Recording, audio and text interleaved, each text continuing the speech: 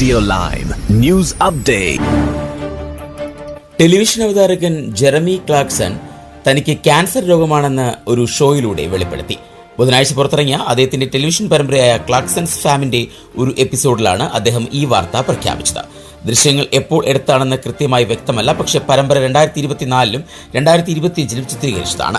66-കാരനായ Clarkson തന്റെ രോഗനിർണയത്തെക്കുറിച്ച് പരമ്പരയിലെ സ്ഥിരം താരങ്ങളായ കാലബ് കൂപ്പറിനോടും ചാർലി അലനോടും പറയുന്നത് കാണാം. ഇരുവരും വാർത്ത കേട്ട് ഞെട്ടിയിരിക്കുന്നതായും വീഡിയോയിൽ കാണാം. മുൻ ടോപ്പ് ഗിയർ അവതാരകൻ തനിക്ക് ഏത് തരത്തിലുള്ള ക്യാൻസർ ആണെന്ന് കണ്ടെത്തിയതെന്ന് വ്യക്തമാക്കിയില്ല. എന്നാൽ അത് ആക്രമണാത്മകം ആണെന്നും ചികിത്സയുടെ ഭാഗമായി തന്റെ പ്രോസ്റ്റേറ്റിന്റെ ഒരു ഭാഗം നീക്കം ചെയ്തതായും അദ്ദേഹം തന്നെ പറയുന്നു.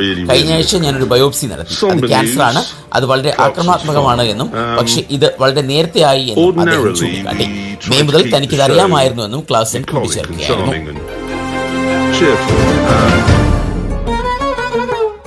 കൂടുതൽ വാർത്തകൾക്കും വിശേഷങ്ങൾക്കുമായി റേഡിയോ ലൈം ആപ്പ് ഡൗൺലോഡ് ചെയ്യൂ.